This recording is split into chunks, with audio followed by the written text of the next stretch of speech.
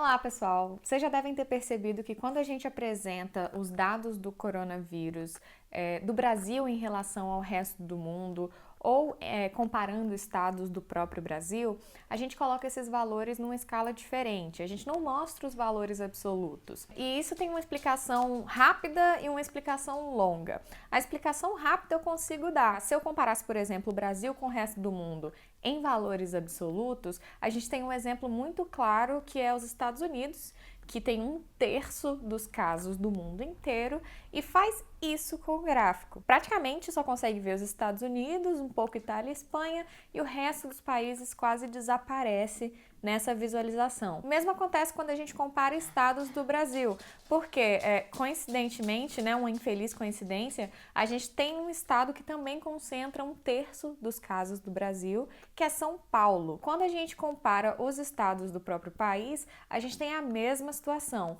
Um gráfico muito difícil de ler, muito difícil de interpretar, porque você tem uma informação se destacando e o resto fica bagunçado e quase não se expressa em relação ao estado que se destaca. A gente precisa levar esses dados para uma outra escala para que a gente consiga ler e entender o que está acontecendo em cada elemento que a gente quer analisar. A explicação mais longa, que realmente vai ajudar vocês a entender, a interpretar esse tipo de gráfico, eu tive que pedir ajuda aos universitários. Eu convidei para participar desse vídeo a Matemaníaca, que tá aqui no Instagram, tem canal no YouTube, tá no Twitter também, falando sobre conceitos de matemática. Então, a Matemaníaca agora vai ajudar a gente a entender o que é um gráfico em escala logarítmica, por que a gente fez essa escolha e como você deve interpretá-lo.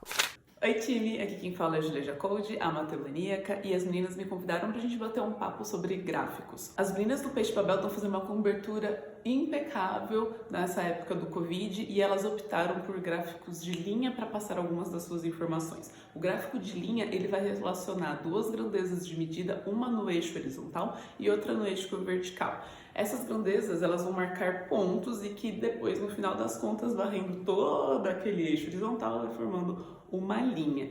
Bom, nesse exemplo aqui que a gente está olhando, a gente vê que nosso eixo horizontal, a gente tem a grandeza tempo, medida em dias, e também a gente tem no eixo vertical a quantidade de óbitos. Uma outra característica muito importante de analisar para poder ter a leitura eficaz dos dados é a escala que está sendo utilizada. Por exemplo, no nosso eixo horizontal, no nosso gráfico exemplo, a gente está falando em dias e está optando por uma escala aritmética, uma escala linear. O que significa? Significa que a cada graduação da nossa escala, a gente está aumentando uma distância constante. Então, a gente está falando sobre dias e a gente está sempre, na próxima graduação, falando de 5 dias a mais, começando no dia 0, depois no dia 5, no dia 10, no dia 15, assim por diante. Então, a diferença das nossas marcações na escala é um valor fixo, nesse caso aqui, 5.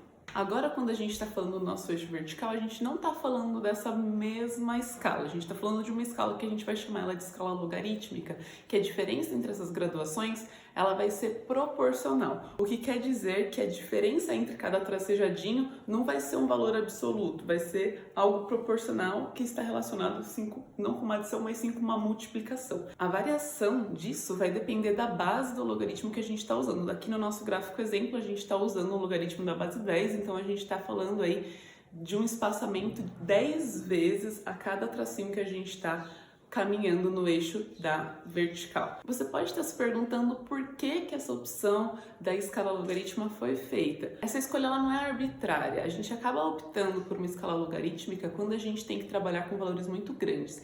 E a variação também é cada vez maior, fazendo com que a gente dê saltos muito grandes a cada dia que passa. E aí, se a gente trabalha numa escala logarítmica, vai ser mais fácil, mais detalhado para poder interpretar os dados que a gente tem. E lembra, isso é tudo que a gente quer no gráfico, que a gente consiga olhar e ter uma interpretação simples e clara do que está acontecendo. Se você aí quiser entender mais sobre logaritmo, você pode ir lá no meu canal e procurar por um vídeo chamado Eu Também Tinha Medo de Log, mas tudo que a gente precisa aqui para poder interpretar esse gráfico é entender que o logaritmo é uma função inversa da função exponencial. Isso significa que tudo que a exponencial fizer, a logarítmico vai desfazer. Então aqui, como a gente tem um crescimento muito próximo da exponencial, aplicando a escala logarítmica, a gente está aproximando isso de uma reta. As meninas podem colocar aqui na tela para vocês o mesmo gráfico, um com escala aritmética no nosso eixo da vertical e o outro com a escala logarítmica, para vocês verem a diferença. Outro efeito visual que a escala logarítmica traz para a gente é a sensação de quanto mais alto